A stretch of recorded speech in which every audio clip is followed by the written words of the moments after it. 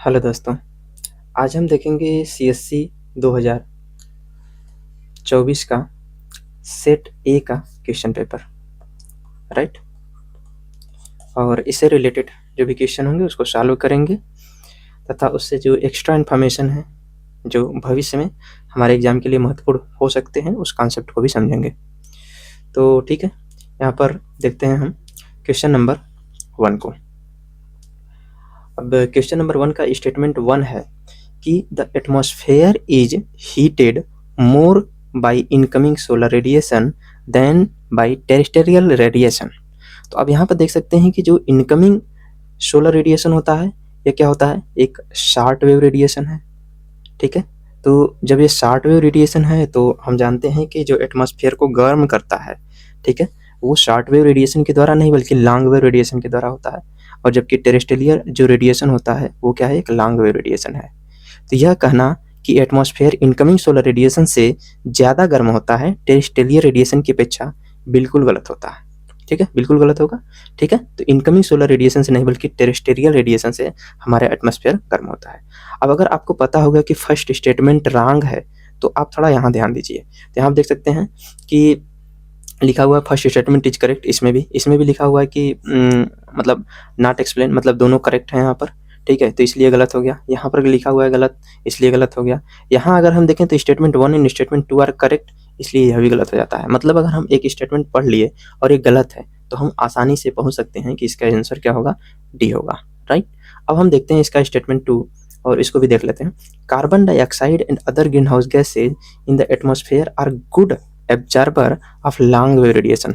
तभी तो एटमॉस्फेयर गर्म होगा, लॉन्ग वेव रेडिएशन के लिए, चूंकि गुड एब्जॉर्बर का काम करती हैं। और यही कारण है कि हमें ग्लोबल वार्मिंग जैसी कंडीशन भी देखने को मिलती है, ठीक है, क्योंकि जो लॉन्ग वेव रेडिएशन है वो स्पेस में एस्केप नहीं कर पाता है, ठीक है, एटमॉस्फेयर के द्वारा उसे कैप्चर कर लिया जाता है। जिसको कैप्चर करने में जिन गैसों की भूमिका होती है वो कार्बन डाइऑक्साइड है, ग्रीन हाउस गैसेज है, इस प्रकार मेथेन है, बहुत सारी ग्रीन हाउस गैसेज हमें देखने को मिलती हैं, ठीक है। तो ये देख सकते हैं यहाँ पर हिंदी में भी है जो कि इसका एनालिसिस है, ठीक है। पार्थिव जो विकिरण होते हैं क्या है, लॉन्ग वेव रेडिएशन होते हैं, जबकि इनकमिंग क्या होते हैं, सोलर जो शॉर्ट वेव रेडिएशन होते हैं जिनकी वायुमंडल को गर्म करने में कोई भूमिका नहीं होती है, ठीक है। तो दिस इज द पॉइंट। अब हम चलते हैं अपने नेक्स्ट क्वेश्चन पर, सेकंड नंबर। अब हम देखते हैं कि यहाँ पर स्टेटमेंट 1 है कि thickness of the troposphere at the equator is much greater as compared to poles. अच्छा, thickness of troposphere at the equator is much greater as compare to poles. तो क्या ये स्टेटमेंट सही है? तो एकदम सही है। क्यों? क्योंकि थिकनेस अगर आपको पता है बहुत बेसिक कॉन्सेप्ट है फिजिक जो है कि हमारा ज्योग्राफी का। तो यहाँ आप देख सकते हैं कि इक्वेटर पर जो एटमॉस्फेयर की थिकनेस होती है, ट्रोपोस्फेयर की जो थिकनेस होती है वो 18 किलोमीटर होती है, जबकि जो पोल्स होता है इस पर कितनी होती है, 8 किलोमीटर, ठीक है। और इनका एवरेज देखें तो जो होता है वो 13 किलोमीटर होता है, right.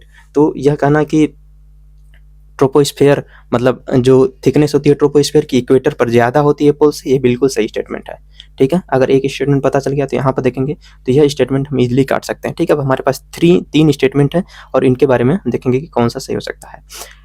Statement 2, at the equator heat is transported to great heights by strong convectional current. अगर ध्यान से देखें तो ये इसको सपोर्ट कर रहा है। क्यों? क्योंकि जो इक्वेटर पर ट्रोपोस्फेयर की मोटाई है वो ज़्यादा होती है, इसी कारण तो होती है क्योंकि कन्वेक्शनल करंट के कारण, जो हीट के कारण कह सकते हैं, कन्वेक्शनल करंट के कारण जो है कि जो एयर होती है वो ज़्यादा ऊंचाई तक जाती है और ज़्यादा ऊंचाई के कारण इसकी मोटाई क्या हो जाती है, बढ़ जाती है, ठीक है। तो इसलिए हम कहते हैं कि ट्रोपोस्फेयर जो इक्वेटर पर होता है उसकी मोटाई ज़्यादा होती है रेदर देन पोल पर, ठीक। तो ये भी स्टेटमेंट क्या हो जाएगा, सही हो जाएगा।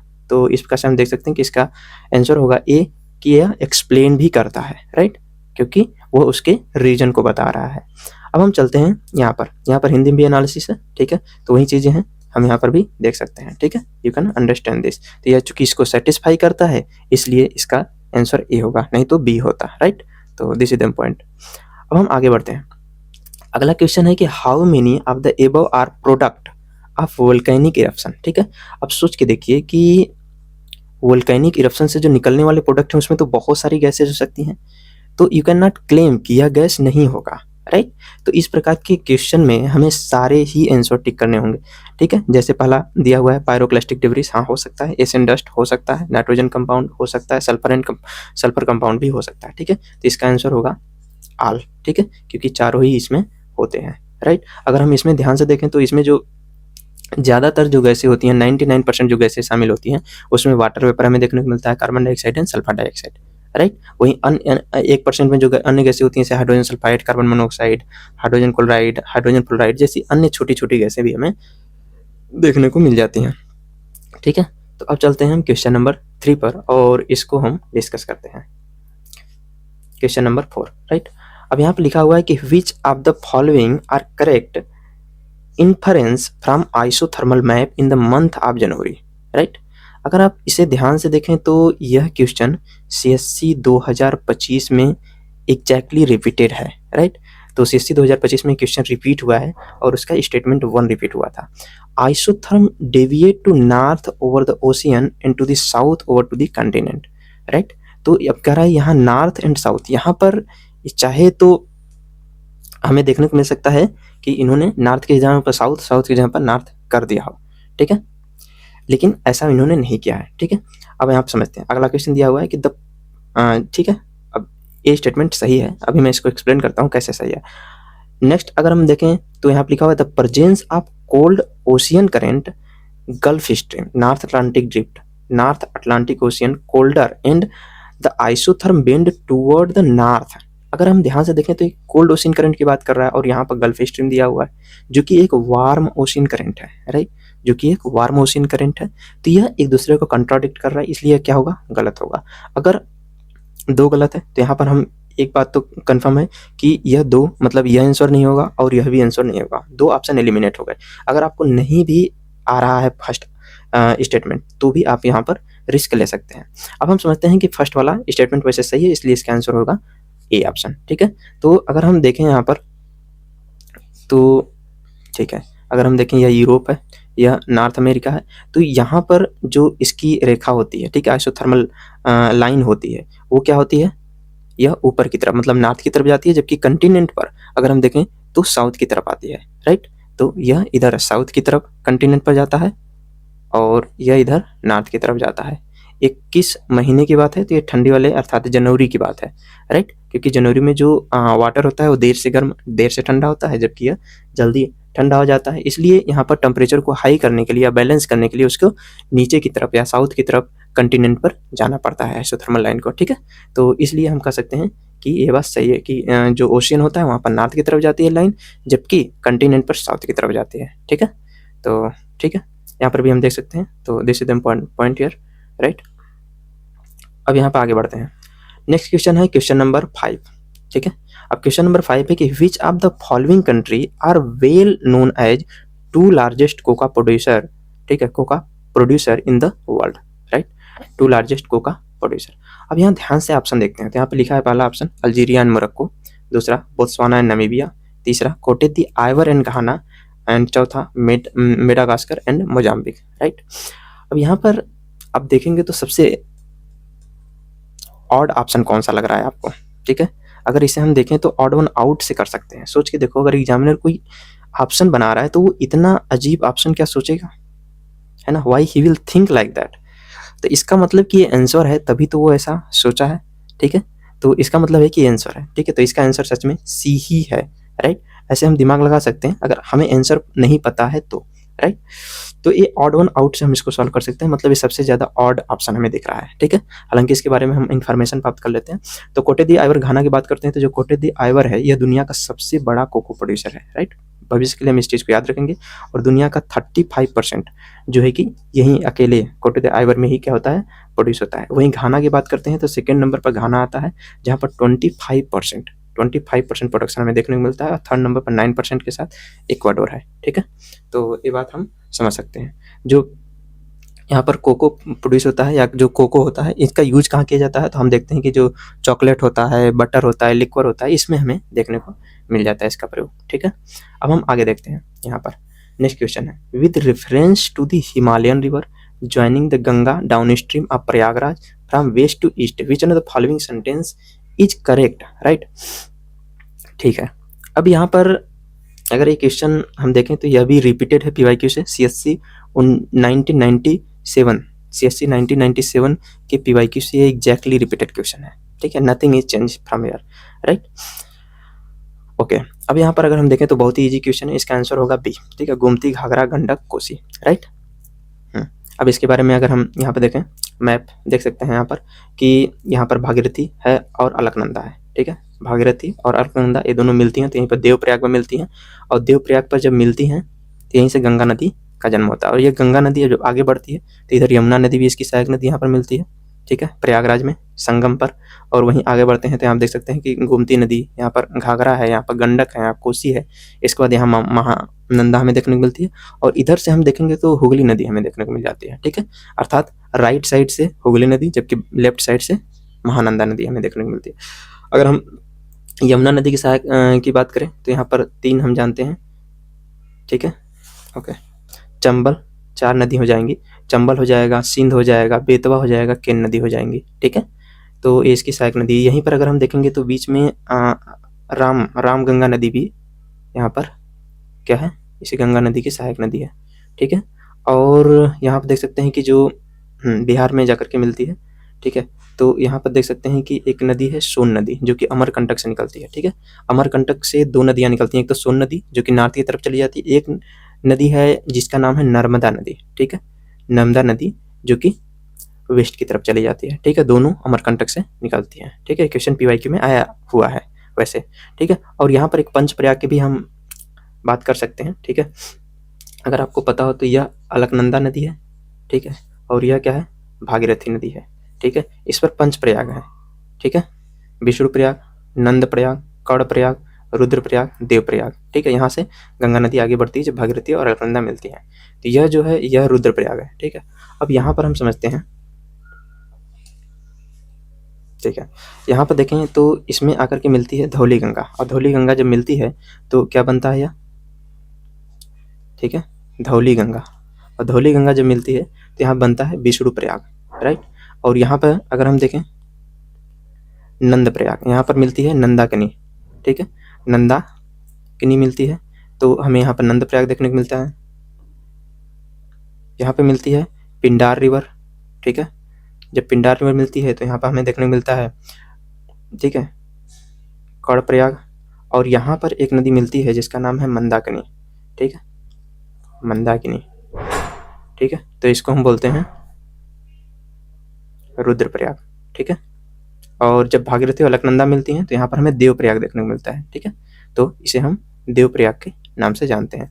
तो यहाँ पर विष्णुप्रयाग, नंदप्रयाग, कर्णप्रयाग, रुद्रप्रयाग, देवप्रयाग, ये 5 प्रयाग हैं जो कि इंपॉर्टेंट हैं, कभी भी आ सकता है हमारे एग्जाम में, क्रम लगाने के लिए आ सकता है, ठीक है, तो ठीक है। अब हम आते हैं नेक्स्ट क्वेश्चन पर। नेक्स्ट क्वेश्चन है यहाँ पर statement 1, rainfall is one of the reason for weathering of rocks. तो बोला है कि रॉक्स का जो विदरिंग होती है उसमें से one of the reason rainfall भी है। हाँ, हो सकता है, रेनफॉल अगर लगातार किसी पत्थर पर पड़ेगा तो उसका विदरिंग तो होगा ही होगा, तो ये स्टेटमेंट सही होगा, ठीक है।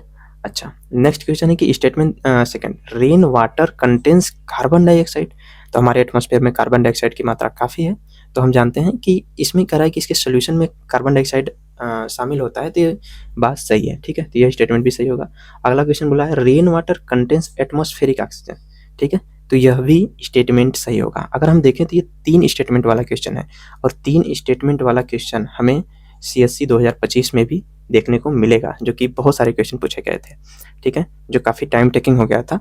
तो अब यहाँ पर देख सकते हैं कि तीनों ही स्टेटमेंट क्या है, सही है, ठीक है, तो हम कहेंगे कि both statement 1, 2 and 3 are correct and also explain this, ठीक है।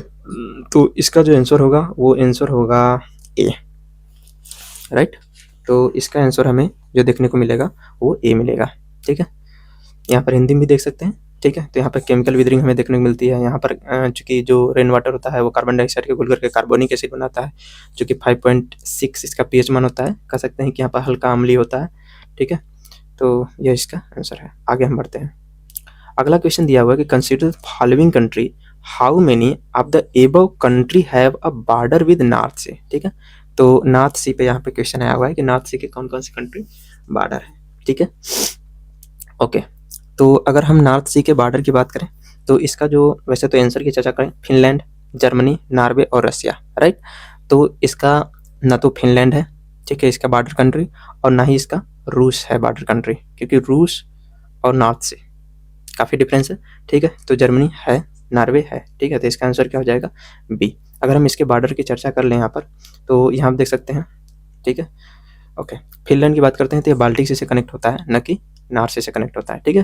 तो अगर हम देखें यहाँ पर, तो जो नॉर्थ सी है उसके जस्ट बगल में हमें नॉर्वे देखने को मिल जाएगा, फिर यहाँ पर डेनमार्क मिल जाएगा, जर्मनी है इसके बॉर्डर कंट्री में, नीदरलैंड है, यहाँ पर ब्रुसेल्स हमें देखने को मिल जाता है, फ्रांस है, यहाँ पर यूके है, ठीक है। वेस्ट साइड में क्या हमें देखने को मिलता है? यूके। तो यहाँ पर फ्रांस है, इसका मतलब ठीक है। तो कौन सी कंट्री नहीं है? तो फिनलैंड यहाँ पर नहीं है, क्यों? क्योंकि फिनलैंड बाल्टिक सी से कनेक्ट होती है, न कि नॉर्थ से कनेक्ट होती है, ठीक है। अब चूंकि हमने नॉर्थ सी देख लिया, तो हमारा दायित्व है कि हम बाल्टिक सी भी देख लें, कि बाल्टिक सी के जो, ठीक है, तो बाल्टिक सी किन किन देशों के साथ लगता है उनको भी हम यहाँ पर देख लेते हैं, जिसमें हम स्वीडन है, फिनलैंड है, ठीक है, एस्टोनिया है, लाटविया है, लिथुआनिया है, पोलैंड है, रसिया है, जर्मनी है और डेनमार्क है, ठीक है। इनको भी याद रखना है, ताकि अगर नेक्स्ट क्वेश्चन पूछा जाता है ऐसा, तो हम उसको सॉल्व करने में सफल हो पाए, ठीक है। तो Sweden, Finland, Estonia, Latvia, Lithuania, Poland, Russia, Germany, Denmark. याद रखेंगे, जर्मनी यहाँ भी टच करता है और जर्मनी यहाँ भी टच करता है, मतलब this is a common country, right. यहाँ भी डेनमार्क है और यहाँ भी डेनमार्क है। तो जर्मनी, डेनमार्क ऐसे कंट्री हैं जो कि नॉर्थ सी को भी टच करते हैं और बाल्टिक सी को भी टच करते हैं, ठीक है। तो ठीक है, अब हम आगे बढ़ते हैं। अब यहाँ पर क्वेश्चन आया हुआ है वाटरफॉल रीजन इन रिवर पर, ठीक है। तो मैपिंग एक महत्वपूर्ण टॉपिक रहा है यूपीएससी के लिए। तो अब यहाँ आप देख सकते हैं, अगर हम ध्यान से देखें तो कह रहा है कि वाटरफॉल धुआंधार है और जो नर्मदा नदी पर है। तो बात तो सही है कि जो धुआंधार वाटरफॉल है वो नर्मदा नदी पर ही है, लेकिन क्या यह मालवा रीजन में है? तो ये जवाब गलत है, ठीक है। क्या है? मालवा रीजन में गलत है, पहला नंबर, ठीक है। तो इसलिए ये गलत होगा। हुंड्रू वाटरफॉल की बात करते हैं, तो हुंड्रू वाटरफॉल जो है वो छोटा नागपुर दिया हुआ है रीजन, और सुवर रेखा नदी दिया हुआ है। तो यह स्टेटमेंट बिल्कुल सही है, ठीक है। तो यह सुवर रेखा नदी पर भी है और छोटा नागपुर वाले क्षेत्र में भी है, और हुंड्रू वाटरफॉल इसका नाम है। वहीं अगर हम बात करते हैं गरसप्पा वाटरफॉल, ठीक है, तो वेस्टर्न घाट में स्थित है और नेत्रवती नदी पर है। तो बात तो सही है, वेस्टर्न घाट में ही है, लेकिन यह नेत्रवती नदी पर नहीं है, यह नेत्रवती नदी पर नहीं है, बल्कि किस नदी पर है? शरावती नदी पर, ठीक है। यह चूंकि शरावती नदी पर है, इसलिए यह क्या हो जाता है? गलत हो जाता है, ठीक है। ठीक है, तो अब अगर हम बात करते हैं तो ये सेकंड सही होगा, थर्ड गलत हो जाएगा, इसलिए इसका आंसर क्या होगा? A option. इसके एनालिसिस की बात यहाँ पर करें तो अगर हम देखें कि मालवा, मालवा क्यों गलत है? क्योंकि जो मालवा है, धुआंधार जो है, मध्य प्रदेश के मध्य पूर्व में स्थित है, कह सकते हैं मिडल ईस्ट में स्थित है, ठीक है। यहाँ देखिए, पश्चिम मध्य उत्तर भारत का क्षेत्र है मालवा, जो है पश्चिम मध्य उत्तर भारत का क्षेत्र है। अगर हम देखें कि यहाँ पर मध्य प्रदेश है, ठीक है, तो इसके इस साइड में है, राइट। यहाँ पर अगर हम देखें कि अरावली रेंज है, अरावली के नॉर्थ में स्थित है, विंध्य पर्वत श्रेणी के नॉर्थ में है, जबकि जो नर्मदा नदी है वो अरावली और विंध्याचल, अरावली और विंध्याचल पर्वत श्रेणी के बीच से होकर गुजरती है, और इस नदी पर हमें देखने को मिलता है धुआंधार वाटरफॉल, न कि इस तरफ। इसलिए रीजन काफ़ी डिफरेंट है, इसलिए क्या होगा? गलत होगा, ठीक है। अब यहाँ पर नेत्रवती नदी की चर्चा हो गई है, तो हम नेत्रवती नदी देख लेते हैं, इसके बारे में कहाँ है। तो याद रखेंगे, यह भी कर्नाटक में ही है, शरावती नदी के दक्षिण में स्थित है, ठीक है, और पश्चिम घाट से भी उत्पन्न होती है और अरब सागर में जाकर के मिल जाती है, ठीक है। तो शरावती नदी याद रखना है, कर्नाटक में ही है, दक्षिण में स्थित है, ठीक है। तो शरावती नदी के दक्षिण में स्थित है, ठीक है, और अरब सागर में जाकर के मिलती है, ओके। अब हम चलते हैं फिर से नेक्स्ट क्वेश्चन, क्वेश्चन नंबर 10 पर।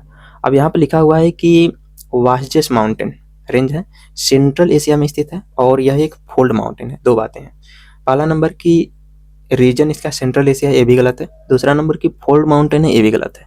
क्यों? क्योंकि जो वास्जेस माउंटेन है यह यूरोप में है, न कि सेंट्रल एशिया में, ठीक है।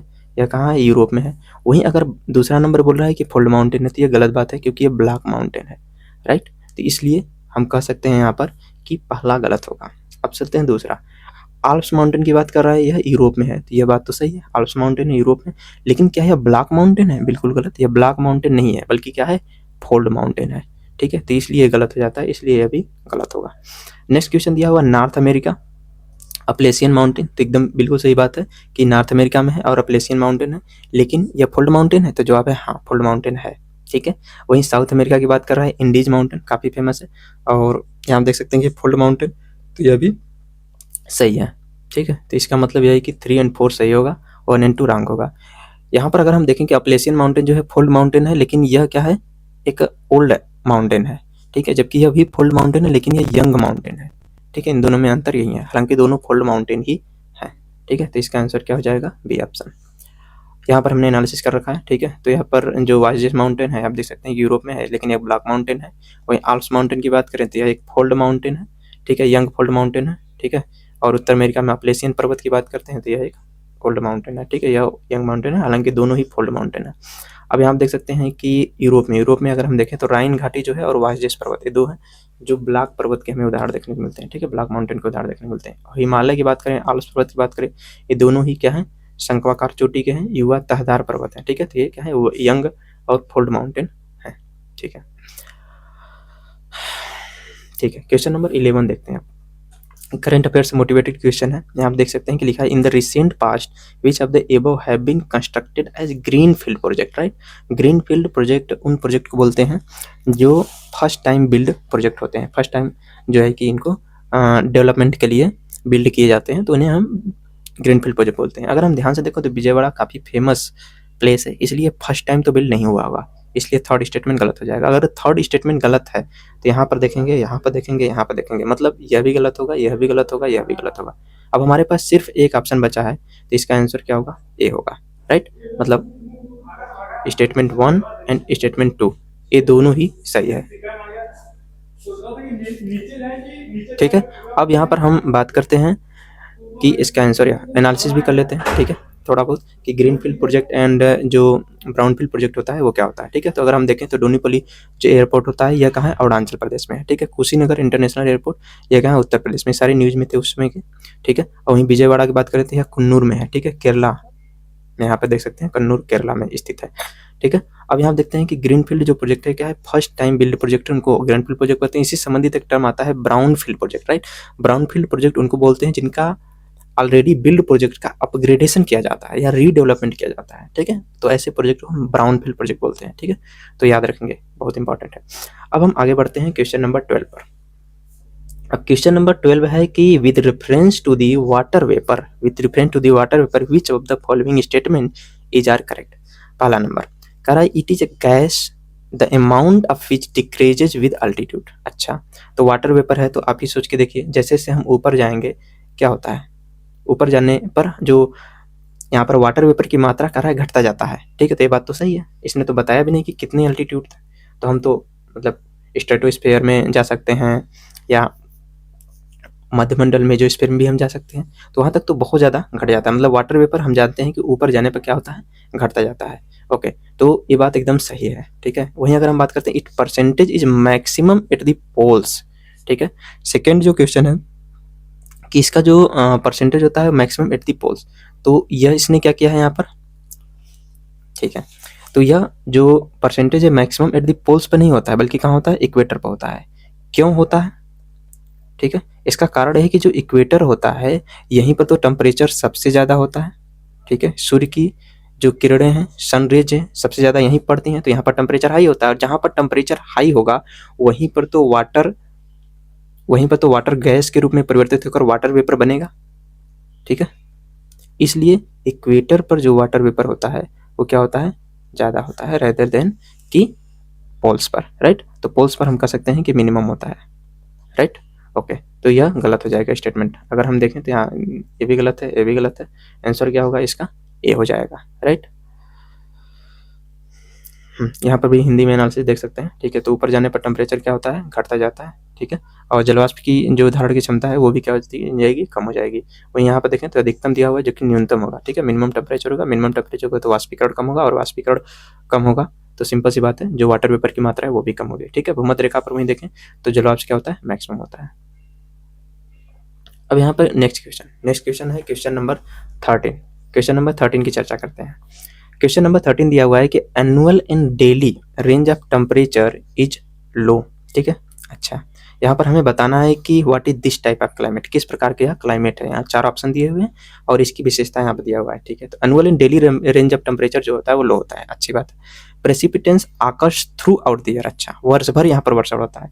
Precipitation varies between 50 centimetre to 250 centimetre. अच्छा, अब देखते हैं यहाँ पर इक्वेटोरियल क्लाइमेट, ठीक है। इक्वेटोरियल क्लाइमेट में अगर देखें तो annual daily range of temperature low होता है, सही बात है। Precipitation Akash through out the year, ये भी बात सही है कि हर वर्ष में मतलब वर्ष भर इसका वर्षा होता है। प्रेसिपिटेशन वेरीज बिटवीन 50 सेंटीमीटर, नहीं 50 सेंटीमीटर तो काफ़ी कम है। तो इसके संदर्भ में अगर हम देखें तो यहाँ पर स्टेटमेंट 3 ये फॉलो नहीं करता, इसलिए नहीं होगा आंसर, राइट। वहीं अगर हम बात करते हैं चाइना टाइप क्लाइमेट, ठीक है, तो चीन प्रकार की जो चीन तुल्य जलवायु होती है या चीन टाइप की क्लाइमेट होती है, इसमें क्या होता है कि वर्ष भर वर्षा नहीं होता है, ठीक है। तो अगर यहाँ वर्ष भर वर्षा नहीं होता है तो ये भी गलत हो जाएगा, ठीक है, तो ये भी गलत है। ह्यूमिड सब ट्रॉपिकल क्लाइमेट की बात करते हैं यहाँ पर, तो यहाँ पर समस्या यह है कि जो ह्यूमिड सब ट्रॉपिकल क्लाइमेट है, इसमें क्या होता है कि प्रेसिपिटेशन 50 सेंटीमीटर से 250 सेंटीमीटर तक तो होती है, लेकिन वर्ष भर वर्षा नहीं होती है। ना ही यहाँ पर annual and daily range of temperature बहुत लो होता है, क्योंकि सब ट्रॉपिकल रीजन में ही हमें बहुत सारे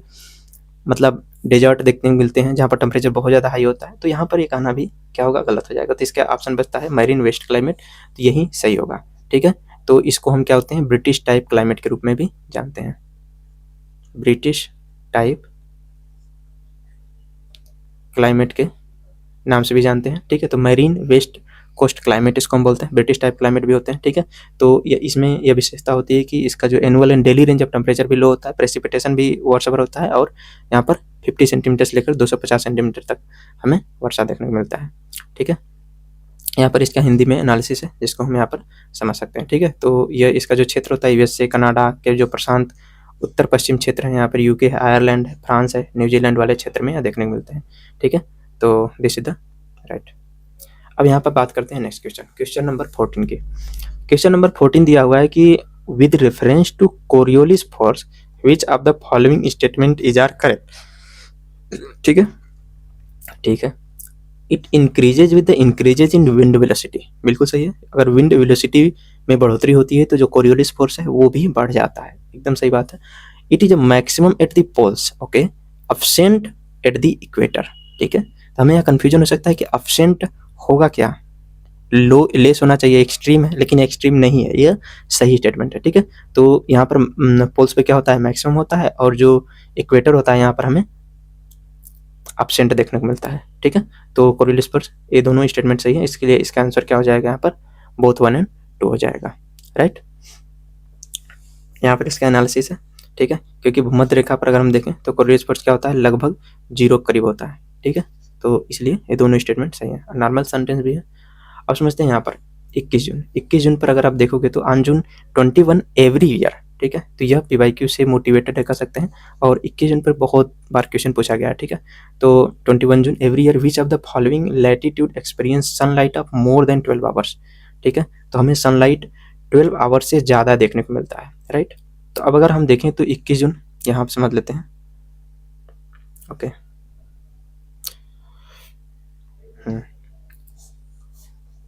यहाँ देखें तो ये नॉर्थ है, ये साउथ है, ये ईस्ट है, ये वेस्ट है, या कह सकते हैं कि यह इक्वेटोरियल लाइन है और यह, ठीक है, 0 डिग्री। तो यहाँ पर अगर हम ध्यान से देखें, ठीक है, यहाँ पर अगर हम ध्यान से देखें तो यह आपका इक्वेटर हो गया, ठीक है, यह आपका ट्रॉपिक ऑफ कैंसर हो गया, और यह आपका ट्रॉपिक ऑफ कैप्रिकॉर्न हो गया, राइट। तो अगर हम देखें तो 21 जून यहाँ पर है, ठीक है, यह 21 जून है,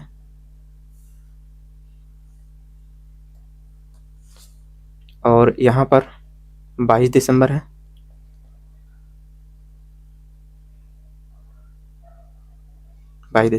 ठीक है। तो अगर हम देखें 21 जून पर तो यह ट्रॉपिक ऑफ कैंसर पर होता है, और यहीं पर क्या है, आर्कटिक सर्कल। तो यहाँ पर नज़दीक क्या है, आर्कटिक सर्कल और ट्रॉपिक ऑफ कैंसर। तो यही 2 लाइन है जहाँ पर क्या होगा, सनलाइट 12 आवर से ज़्यादा होगा, ठीक है, 12 आवर से क्या होगा, ज़्यादा होगा, ठीक है। तो ये बात यहाँ पर हम समझ सकते हैं कि यहाँ पर 12 आवर से ज़्यादा होगा, जबकि इक्वेटर पर एग्जैक्टली अगर हम देखें तो लगभग 12 आवर होता है, ये भी बात याद रखिएगा, 12 आवर से ज़्यादा नहीं होता है, 12 आवर के करीब होता है, ठीक है। तो ट्रॉपिक ऑफ कैप्रिकॉर्न तो होगा ही नहीं यहाँ पर, ठीक है, यहाँ पर तो बहुत कम होगा, ठीक है, इसलिए ट्रॉपिक ऑफ कैप्रिकॉर्न आंसर नहीं हो सकता। तो इसका मतलब यह है कि 3 तो नहीं हो सकता, राइट, ये तो कंफर्म हो गया, 3 नहीं हो सकता। अब आंसर क्या होगा, इक्वेटर भी नहीं होगा, ठीक है। अगर हम 3 को हटा भी देते तो यहाँ पर फिर भी हमारे पास 3 ऑप्शन बचता। अब समझते हैं यहाँ पर ट्रॉपिक ऑफ कैंसर पर तो होगा ही होगा, और आर्कटिक सर्कल पर भी होगा। तो आंसर क्या हो जाएगा हमारा, 2 और 4 हो जाएगा, ठीक है, ये भी गलत हो जाएगा, ठीक है।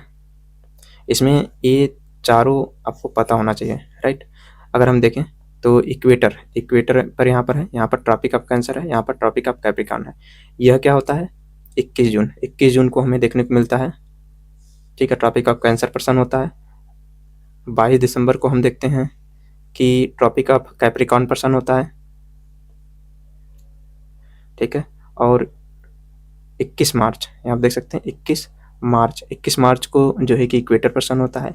वहीं 23 सितंबर को भी हमें देखने को मिलता है कि इक्वेटर पर सन होता है। और एक कंडीशन और भी हम याद कर लेते हैं कि 3 जनवरी एंड 4 जुलाई, ठीक है। तो जो 3 जनवरी होता है यहाँ पर सन और 4 जुलाई को, तो 3 जनवरी को जो सन होता है वो सबसे नज़दीक होता है, ठीक है। अर्थ के क्या होता है, सबसे नज़दीक होता है, याद रखेंगे, अर्थ के नियरेस्ट होता है। वहीं अगर हम बात करते हैं 4 जुलाई, तो यहाँ पर जो सन होता है वो अर्थ से क्या होता है, डिस्टेंट, सबसे दूर होता है, ठीक है, डिस्टेंट होता है, ठीक है। तो डिस्टेंस पर होता है। तो ये भी इन्फॉर्मेशन हमें, ये डेट इंपॉर्टेंट है इसलिए हमें याद रखना है, ठीक है। 21 जून काफ़ी ज़्यादा इंपॉर्टेंट है, ठीक है। यहाँ पर देख सकते हैं कर्क रेखा पर लंबवत पड़ता है, इसलिए यहाँ पर समर सोल्स्टिस में देखने को मिल जाता है, ठीक है। ऊपर हमने बात कर लिया यहाँ पर, तो दिस इज इम्पोर्टेंट। अब हम आते हैं नेक्स्ट क्वेश्चन। अब यहाँ पर देखेंगे तो one of the following region है the world largest tropical peatland, right. अब यहाँ बोला है कि वो कौन सा रीजन है जहाँ पर वर्ल्ड लार्जेस्ट ट्रॉपिकल पेटलैंड है, which hold about the 3 years worth of global carbon emission from fossil fuels and the possible destruction of which can exert detrimental effect on the global climate, which of the following denote that region, right। अगर हम ध्यान से देखें तो इस Congo पर question पूछा गया था पिछली बार, राइट, कांगो, और वहीं से क्वेश्चन मोटिवेटेड है। तो वर्ल्ड लार्जेस्ट ट्रॉपिकल पेटलैंड जो है यह कौन सा रीजन है, कांगो बेसिन, ठीक है। तो ये बात हमें याद रखना है। अब इसके जो ऑप्शन है उसको भी हम यहाँ पर चर्चा कर लेते हैं। तो जो अमेजन है बेसिन है, इसे हम फॉरेस्ट रीजन के लिए जाना जाता है, ठीक है, साउथ अमेरिका में स्थित है। और जो अमेजन होता है इसी को हम लोग अगर देखें तो lung and life line of the earth बोलते हैं, ठीक है। तो जो अमेजन बेसिन होता है, ठीक है, इसको हम क्या बोलते हैं, लंग एंड लाइफ लाइन बोला जाता है, ठीक है। लंग एंड लाइफ लाइन कहा जाता है अर्थ का। वहीं कांगो बेसिन की बात करें तो यह वर्ल्ड का लार्जेस्ट ट्रॉपिकल पेटलैंड है, इसलिए यही आंसर होगा। किकोरी बेसिन की बात करें तो किकोरी बेसिन पपुआ न्यू गिनी में स्थित है, ठीक है, जो कि पैसिफिक ओशियन के में है, जो कि ऑस्ट्रेलिया के समीप में है, ठीक है, ऑस्ट्रेलिया के सदर्न वाले पार्ट में है, याद रखेंगे। वहीं रियो डी प्लाटी बेसिन की बात करते हैं तो अमेजन बेसिन के साउथ में यह स्थित है, ठीक है। तो हो सकता है कि नेक्स्ट टाइम किकोरी बेसिन या रियो डे प्लाटा बेसिन पे क्वेश्चन पूछ लिया जाए, ठीक है। तो इसलिए इसको भी हमें याद रखना था। किकोरी बेसिन कहाँ है, पपुआ न्यू गिनी में, और रियो डी प्लाटा बेसिन कहाँ है, तो अमेजन बेसिन के जो साउथ वाला पार्ट है वहाँ पर हमें देखने को मिल जाता है, राइट। अब हम नेक्स्ट क्वेश्चन देखते हैं, क्वेश्चन नंबर 17। क्वेश्चन नंबर 17 दिया हुआ है कि with reference to the perfluoroalkyl and the perfluoroalkyl substance PFAS that are used in making many consumer product, consider the following statement। अब यहाँ पे हमें इंफॉर्मेशन दिया हुआ है कि जो PFAS है मतलब perfluoroalkyl एंड perfluoroalkyl, ठीक है, पॉलीफ्लोरोएल्किल सब्सटेंस है, इनका प्रयोग कहाँ किया जाता है, कंज्यूमर प्रोडक्ट बनाने में किया जाता है। इसने ऑलरेडी हमें इंफॉर्मेशन दे दिया है, चलो ठीक है। तो PFAS are found in wide spread in drinking water, food and food packaging, ठीक है, कंज्यूमर प्रोडक्ट बनते हैं तो इसका मतलब है कि ड्रिंकिंग वाटर, फूड हो गया, फूड पैकेजिंग में मिलते होंगे, तो ये स्टेटमेंट लगभग सही है। Next question, PFAS are not easily degraded in the environment. अच्छा, अगर ये फूड पैकेजिंग में यूज किए जाते हैं, फूड में यूज किए जाते हैं तो इजिली डिग्रेडेड क्यों नहीं होंगे, ठीक है, मतलब इजिली डिग्रेडेड नहीं है, क्यों, क्योंकि यह सस्टेनेबल नहीं है, राइट, ठीक है। तो अब जब इजीली डिग्रेडेड नहीं है तो ये भी स्टेटमेंट हमने देख लिया। नेक्स्ट स्टेटमेंट दिया, persistent exposure to PFAS can lead to bioaccumulation in animal bodies, right. तो अगर हम देखें ध्यान से तो चूंकि ये not easily degraded in the environment, इसीलिए तो हमें बायोअक्यूमुलेशन देखने को मिलेगा, राइट। तो कहीं ना कहीं अगर देखा जाए तो ये स्टेटमेंट इसको सपोर्ट भी कर रहा है, राइट। तो अगर यह देखा जाए कि वाइड स्प्रेड ड्रिंकिंग वाटर, क्योंकि इन्होंने बोला है यहाँ पर कि कंज्यूमर प्रोडक्ट है, तो इसका मतलब है कि इसमें पाया जाता होगा, एकदम सही बात है। दूसरा भी स्टेटमेंट सही है क्योंकि not easily degraded in the environment, और इस स्टेटमेंट को सपोर्ट करने के लिए यह स्टेटमेंट नंबर 3 है जो लिखा है persistent exposure to PFAS can lead to bioaccumulation. तो ये तीनों ही स्टेटमेंट क्या है, सही है, राइट। तो इजिली हम इसको समझ सकते हैं कि तीनों के तीनों स्टेटमेंट क्या है, सही है, इसलिए इसका जो आंसर होगा वो क्या होगा, 1 2 3 होगा, ओके। यहाँ पे देख सकते हैं परफ्लोरोएल्किल क्या कहाँ यूज किया जाता है, खाद्य पदार्थों को लंबे समय तक संरक्षण करने में इनका यूज किया जाता है, राइट। तो ये बात याद रखेंगे। जब बायोअक्यूमुलेशन होता है, बायोअक्यूमुलेशन हम समझते हैं लीवर, किडनी में, ब्लड में क्या होता है इसका, एक्यूमुलेशन हमें देखने को मिलता है। ओके, अब हम समझते हैं क्वेश्चन नंबर 18। ओके, क्वेश्चन नंबर 18 है कि यहाँ पर parasitoid species are found in how many of the above kind of organism. अब इस प्रकार के क्वेश्चन में हम एग्जैक्टली हमें नहीं पता होता है कि पैरासिटॉइड स्पीसीज जो है किस में पाए जाते हैं। तो वैसे तो अकॉर्डिंग टू दी हैक या ट्रिक कह सकते हैं तो 5 का 3 according to the UPSC history, ठीक है। तो यूपीएससी की जो हिस्ट्री है उसके अनुसार 5 को वो 3 ही आंसर देता है, ठीक है। तो अगर आपको मानना हो तो ओनली 1 ओनली 3 मार सकते हैं, हालांकि स्टेट यही सही भी है, ठीक है, क्योंकि ऐसा देखने को मिलता है रिपोर्टेशन, या तो आप क्वेश्चन को छोड़ भी सकते हैं, ठीक है। तो यही कह रहा है कि parasitic species are found in how many above kind of organism.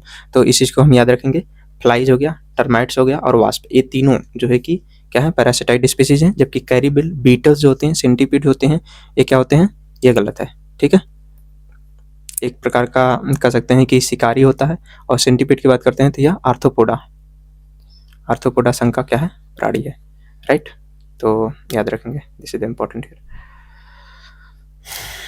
ठीक है। तो शिकारी होता है आर्थ्रोपोडा, यहाँ आप देख सकते हैं ये सारे क्या हैं, कीट प्रजातियां में यहाँ पर देखने को मिलती हैं। और ये सारे के सारे क्या हैं, परजीवी या पैरासिटाइड स्पीसीज हैं, ठीक है। तो पैरासिटाइड स्पीसीज किसको बोला जाता है कि एक ऐसा जीव जो होस्ट जीव से जुड़े या उसके भीतर स्थित होते हैं, अंततः उसे मार देते हैं, ठीक है। तो उन्हें हम पैरासिटाइड स्पीसीज बोलते हैं। आगे बढ़ते हैं।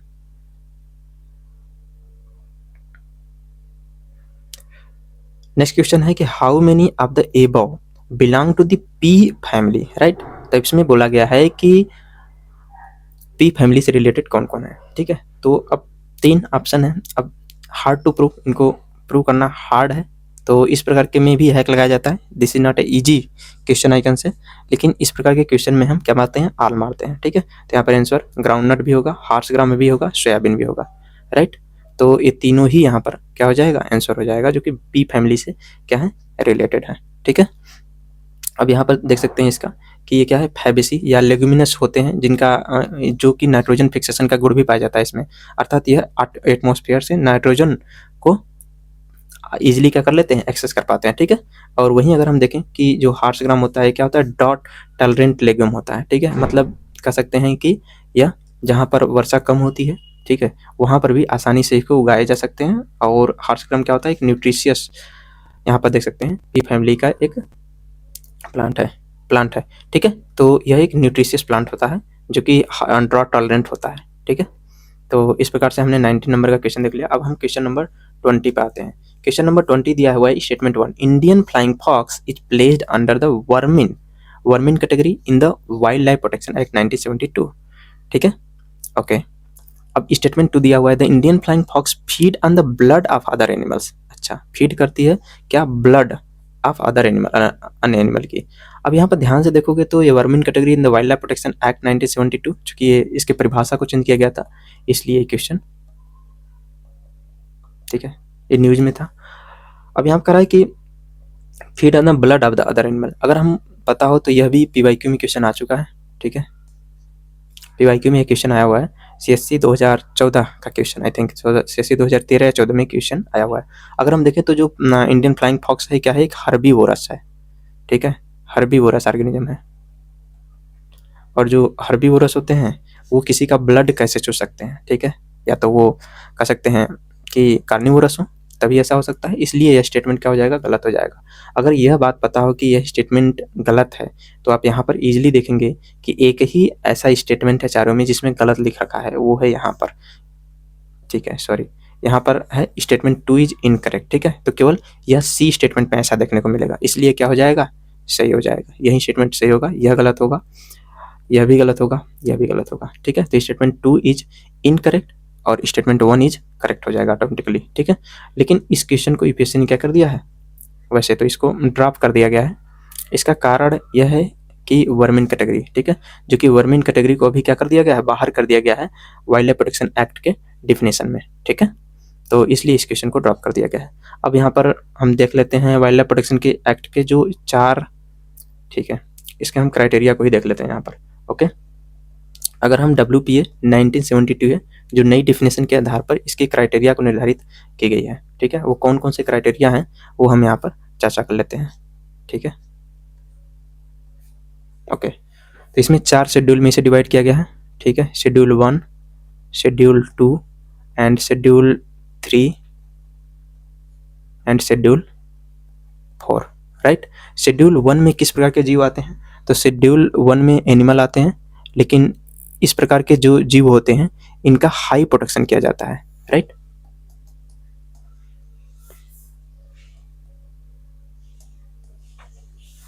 ठीक है, तो इसमें उस टाइप के एनिमल आते हैं जिनका हाई प्रोटेक्शन किया जाता है, ठीक है, हाई प्रोटेक्शन, क्योंकि ये ज़्यादा संवेदनशील होते हैं या कह सकते हैं कि विलुप्ति के कगार पर होते हैं।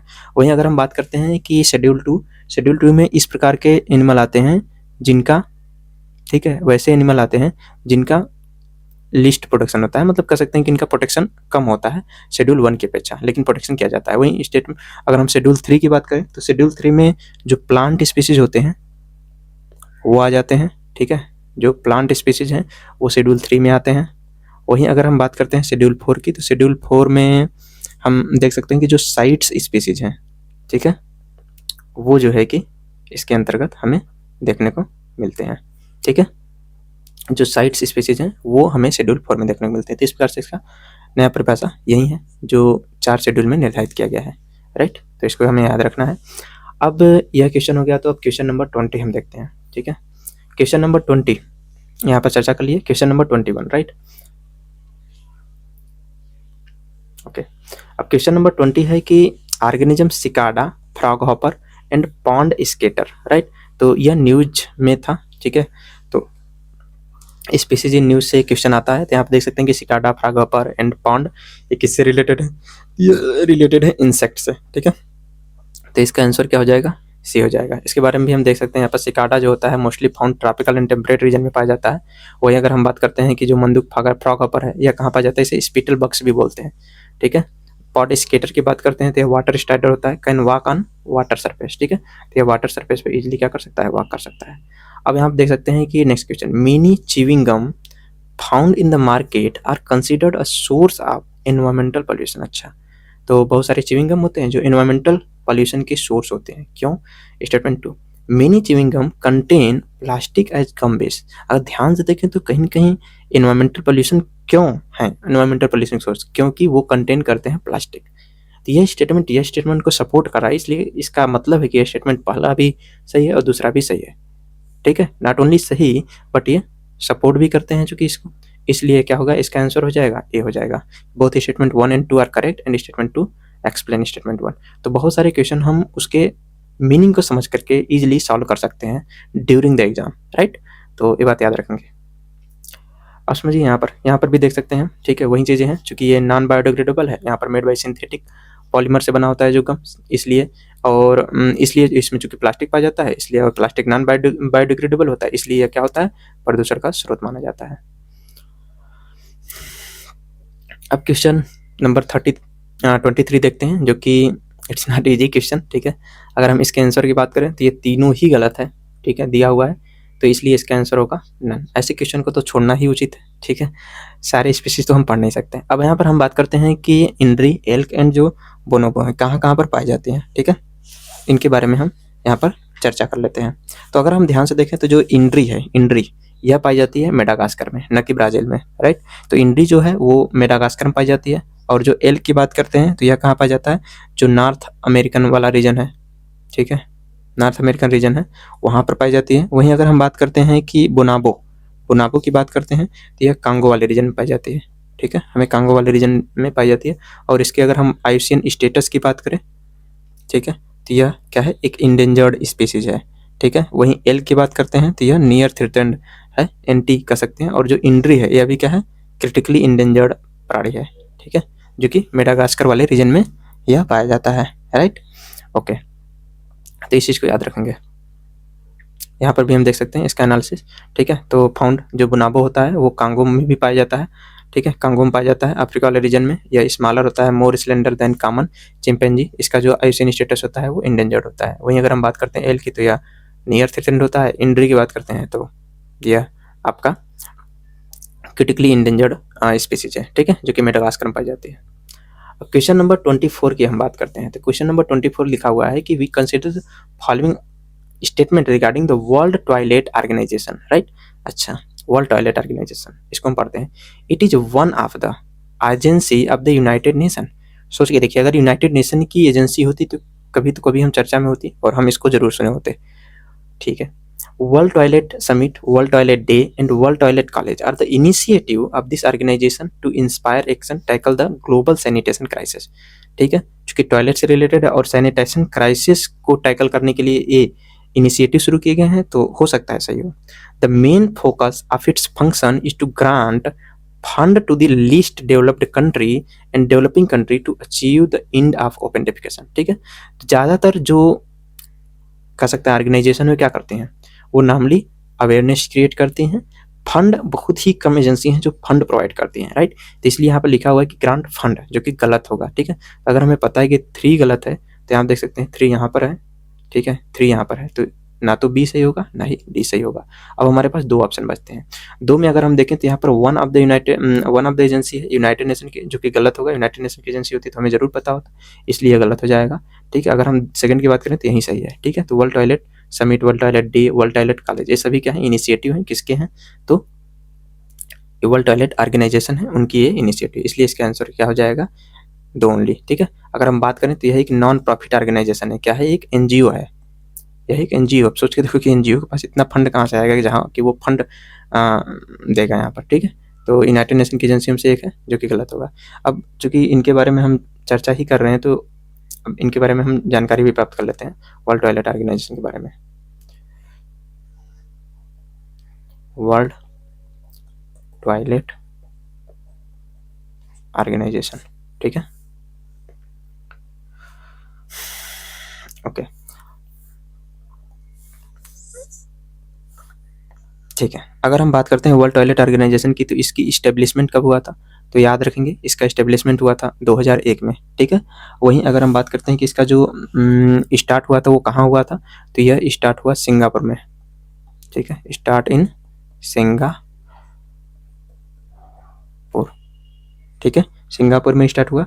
इंडिया क्या इसका मेंबर है, तो याद रखेंगे इंडिया इसका मेंबर नहीं है, राइट, नॉट मेंबर।